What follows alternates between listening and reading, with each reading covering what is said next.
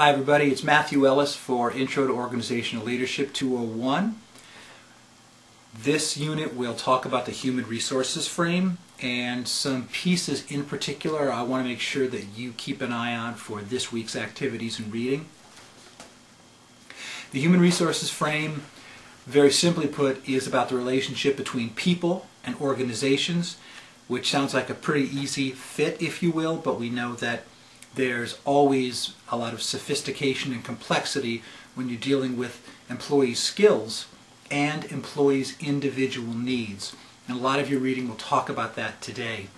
There'll be some theoretical concepts that are introduced. One is that there are 7 basic principles of human resources strategy, and those are building and implementing an HR strategy in general. That having one obviously is a key to success. Having a plan helps you get where you want to go.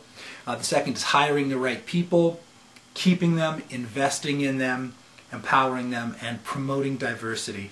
In particular, one of your questions will be about empowerment and diversity, so keep an eye out for that.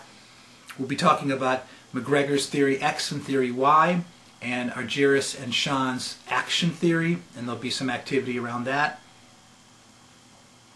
And also the concept of emotional intelligence. So you'll see that all play out in your discussion forums this week. There's no journal this week, so no need to worry about that. But again, you should be in play and working on your 4 frames assessment with that organizational leader. And then of course the interview process that follows it so that it can support your oral presentation, which is your part of your final exam. One of the questions in your discussion forum deals with Ricardo Semler and a particular philosophy that he has around organizational life. There are some specific directions in your unit template for this week. Please take a look at them. You are actually assigned a particular response that you must give, and then you must provide the opposite response to someone who has an opposing response in the list of threaded discussions. So more simply put, if I have a supportive view of Ricardo Semler's philosophy, I enthusiastically support that in my initial response. Then I would look for the opposing response, and you'll see that you're actually assigned a particular point of view, and the people who have the opposing point of view, that's who you should respond to. And your job will be to try to change their mind and bring them over to your side.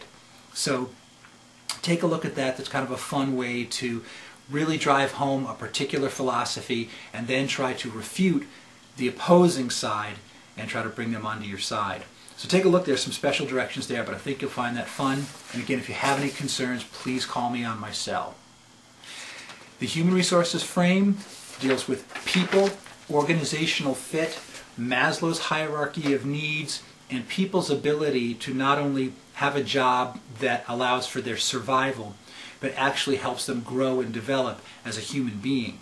And you'll see that the reading goes from the very basic forms of the reason people work to, again, a very sophisticated reason, which is more contemporary these days, that not only do people succeed and benefit from work, but that organizations succeed and benefit from people doing great work, and it's this very, very positive cycle that happens over and over again.